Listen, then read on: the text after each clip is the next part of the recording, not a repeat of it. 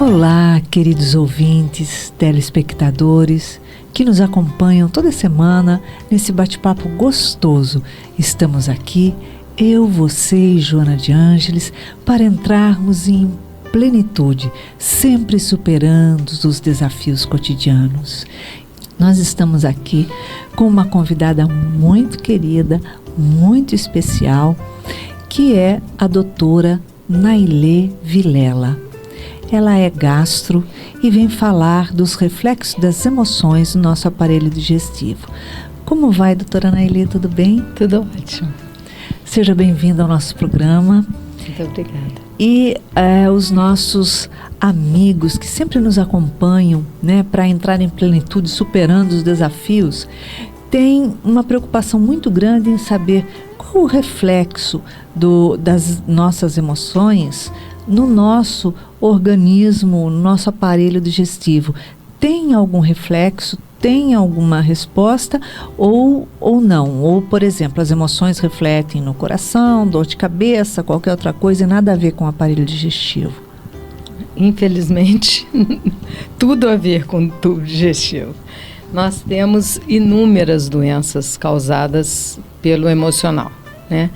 Desde gastrite, úlceras, doenças do intestino, doenças inflamatórias intestinais, e todas elas são regidas, na sua maior parte, pelos distúrbios emocionais, pelas tensões, né? O estresse do dia a dia, as depressões, como você mesmo disse, e todos esses distúrbios levando a várias complicações no campo do tubo digestivo.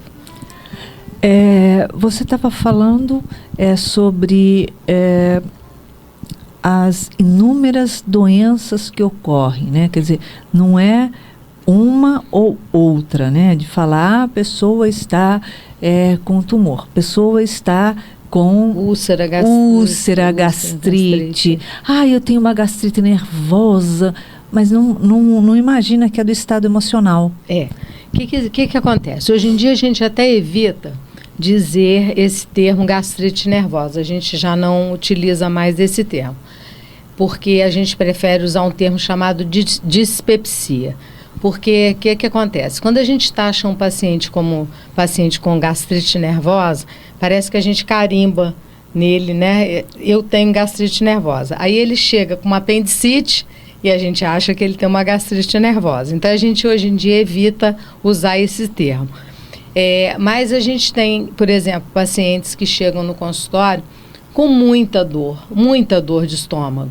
Então, às vezes, ele simula uma gastrite, ele simula uma úlcera, tá? Você faz uma endoscopia, a endoscopia vem normal.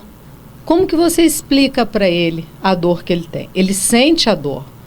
A dor é compatível com um quadro de úlcera. É uma dor física. A dor é física. Ele sente a dor. Ele chega para você com a face de dor. Ele acorda de noite, ele é despertado pela dor, que é uma dor característica de uma úlcera. E você faz uma endoscopia, a endoscopia vem normal. E aí, como é que acontece? O que rola aí? Aí a gente tem que explicar ao paciente que isso pode estar vindo do emocional dele, do estresse da vida diária, de uma depressão, de um conflito não resolvido, e tratá-lo como se ele tivesse a úlcera, como se ele tivesse a gastrite, e pedir o auxílio dos nossos colegas psiquiatras ou psicólogos para nos ajudar nessa abordagem multidisciplinar. Quando o paciente ouve dizer dessas dificuldades emocionais que ele está tendo e que está refletindo, né, dessa forma, qual é a receptividade? Ele aceita bem ou ele acha que você tem que encontrar alguma coisa ali, dar uma medicação para aquilo ali? Não, o que acontece? Alguns aceitam bem. Existe na nossa sociedade uma dificuldade ainda de aceitação muito grande do ponto de vista de uma indicação de um tratamento psicoterápico, né, de uma ida a um psicólogo, de uma ida a um psiquiatra. As pessoas ainda têm uma certa resistência nisso. Sim. Né? Então, a gente tenta abordar, muitos aceitam, outros não aceitam, né? Então, fica aquele quadro. Os que aceitam se tratam e melhoram, né? Com certeza. Os que não aceitam ficam naquele quadro repetitivo, estão sempre no consultório, né? São aqueles doentes crônicos que ficam nossos amigos, estão sempre conosco, fazendo endoscopias todos os anos, porque não seguem tudo aquilo que a gente pede para seguir, né? E é o que a gente conversa. Estresse todos nós temos, né? Vivendo na cidade que vivemos, no país que vivemos. Problemas todos nós temos, desafios, né? Melhor Sim. dizendo, desafios todos nós temos. Mas uns resolvem de uma maneira, né, melhor, outros não. Outros jogam para o corpo, né? Não conseguem digerir, não digerem, abrem úlceras. E no caso, quando essa pessoa tem a úlcera é sempre resultado de um problema emocional? Não. A gente costuma dizer o seguinte, as úlceras e as gastrites, elas sempre nascem, elas têm sempre um início, um vértice no emocional. Mas elas têm hoje em dia, as úlceras principalmente, elas têm hoje, de 1990 para cá, houve uma revolução muito grande, porque houve a descoberta de uma bactéria, que é a única bactéria resistente ao suco gástrico, que é o H. pylori. Então, depois disso, a gente consegue amenizar em muito a dor desses pacientes, porque a gente consegue curar essas úlceras quando elas têm este componente bacteriano. Mas quando elas são causadas pelo estresse emocional, então a gente cura a úlcera bacteriana. Agora, quando ela não é bacteriana, aí elas podem ser causadas por anti-inflamatórios, por várias outras causas. Mas quando tem um componente emocional, aí elas ficam abrindo e fechando, abrindo e fechando. Ou seja, a pessoa toma a medicação, aquilo vai tratar, fecha, e depois... mas num determinado momento ela pode abrir. Quando ela é só bacteriana, geralmente a pessoa toma um remédio, mata a bactéria e a úlcera não abre mais. Agora, quando é emocional, aquilo aí, continua... ela pode ter uma tendência a ser uma úlcera mais crônica. No caso de ser algo tão repetitivo assim, porque às vezes a pessoa ela tem uma raiva, uma agressão dentro dela, né? Que é óbvio, ela está funcionando como uma válvula de escape no organismo, ela está descarregando ali. Uhum. E o fato de ser algo sempre recidivo, sempre, né, pode mudar e se tornar num outro tipo de doença e que não se cura ou não? Existem certos mitos, por exemplo, que gastrite evolui para úlcera. Isso não é. São duas doenças totalmente distintas. Quem tem gastrite vai ter gastrite a vida inteira. Quem tem úlcera vai ter úlcera e pode ter gastrite. Tá? A gastrite, a úlcera não é a evolução de uma gastrite. Mas as úlceras, elas se malignizam não por não serem tratadas. Elas se malignizam se o paciente tem uma tendência a ter um tumor de estômago. Certo. Então, se existe uma história familiar, para uma úlcera gástrica, geralmente, aí ele pode ter essa úlcera malignizada. Mas há necessidade sempre de haver uma história prévia, ou ser, às vezes, um tipo raro de tumor. Não é sempre que isso acontece, normalmente. E qual é a diferença, no caso dos sintomas, ou, enfim, entre a úlcera e a gastrite? Depende, por exemplo, tem pacientes que não têm sintoma nenhum. A paciente chega, tem um sintoma, às vezes, de uma dor abdominal, a gente pede uma endoscopia,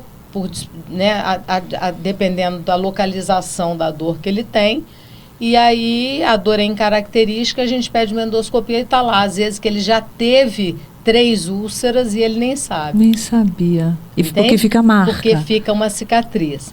Às vezes, por exemplo, a úlcera, ela tem uma característica de despertar o paciente à noite. Então, o paciente é acordado pela dor. Isso é uma característica da úlcera. A gastrite, por exemplo, o paciente se alimenta e a dor melhora, em seguida ela piora novamente. Então, existem algumas características, às vezes, assim, mínimas, mas que nos dão uma pista que nos diferem uma da outra. E a maior descarga emocional seria o que? No estômago, no intestino, fígado? Onde Não. é mais... Fígado nunca. Fígado nunca. Nunca? Nunca, nunca. As descargas, elas vão, geralmente, para o estômago, né, e para o intestino. São os órgãos mais afetados, na nossa área da gastroenterologia, né? O fígado, ele não é afetado pelo estresse. A gente não tem doenças no fígado pelo estresse. Então, essa história que a pessoa fala, né? Todas as doenças que são... foi até bom você tocar nisso. Porque todas as doenças que são atribuídas ao fígado, coitadinho, não são dele. Ele leva fama, ele leva fama, mas ele não é o vilão. Então, eu bebi e estou passando mal do fígado. Não é o fígado. Isso é o estômago, é a vesícula, é a dor de cabeça do álcool, mas não é do fígado. As doenças do fígado, geralmente, elas são assintomáticas e não tem a ver com o estresse. São outras causas. Agora, os vilões realmente do estresse são o estômago e o intestino.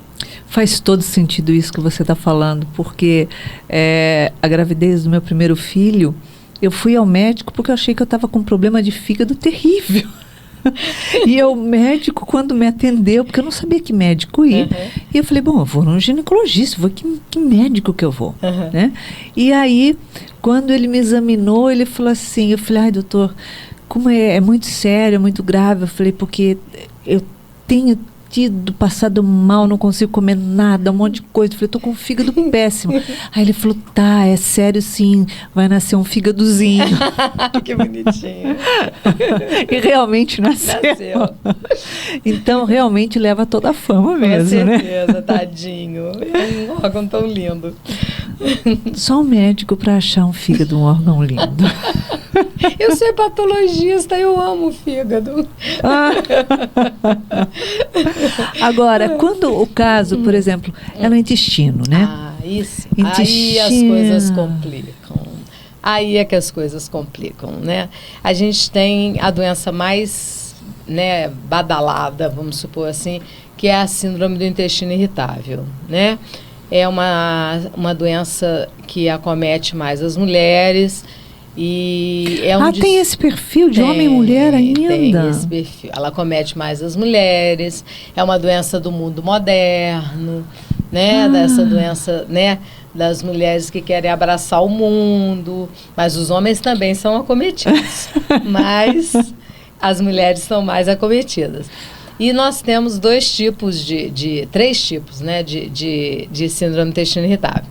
A que cursa com diarreia, a que cursa com prisão de ventre, que é a constipação, e a que cursa com alternância de ritmo intestinal. Uma hora o paciente está com diarreia, outra hora o paciente está com prisão de ventre. Né? Nós temos também o perfil do paciente, por exemplo. O paciente que a gente nota que tem uma tendência à depressão é um paciente mais contido, não fala muito, guarda mais para si. Ele tem diarreia. Olha que interessante. Isso a gente sempre pergunta. Sempre que o paciente chega com queixa assim, eu tenho diarreia crônica, a gente sempre pergunta, você é uma pessoa que tem uma tendênciazinha mais para depressão, é mais calado, mais contido? 90%, sim. Meu Deus. Eu achava que era o contrário. Não, geralmente não. Quer dizer, o que eles não falam, eles expelem, né? Então, são essas três formas e geralmente é o seguinte, ela é composta por um distúrbio de movimento e o que é o fator mais marcante nela é a dor. O paciente sempre tem dor. Ele tem que ter dor no abdômen para que se complete esta síndrome. E então é aquela história que a gente fala, bate a tensão no intestino, volta para o cérebro como dor. Gente, que incrível. As setas é o verde batendo no intestino como tensão e voltando a seta vermelha como dor. Ou seja, quando você vai a um gastro, você está indo a um psicólogo do intestino, porque ele vai saber exatamente. O intestino é o segundo, chamado segundo cérebro. Olha só. Hoje em dia o intestino é chamado segundo cérebro. Caramba. É incrível, realmente, é uma semelhança muito grande. Né? Agora, quando a pessoa tem, por exemplo, o intestino preso, sim, né? É reflexo emocional também? Também, na maioria dos casos. Olha que interessante. Existem algumas doenças orgânicas, de tireoide, reumáticas, que dão também esse quadro. Mas, na maioria das vezes, é emocional. Então, ou seja, a parte gastro, né, do nosso organismo, a parte digestiva, ela está completamente ligada nas emoções. Ela é um reflexo total das nossas emoções. Completo. Né? Quando a pessoa passa, por exemplo, por um quadro onde ela está tendo o fim de um relacionamento, né? É normal, então, refletir na área gástrica? Muito, muito. A pessoa tem dor de estômago, a pessoa altera o ritmo intestinal, às vezes abre quadro de doenças inflamatórias intestinais gravíssimas. Olha só. Existe, por exemplo, existem duas doenças inflamatórias intestinais, doença de Crohn e retocolite ulcerativa. Se formam como se fossem aftazinhas no intestino.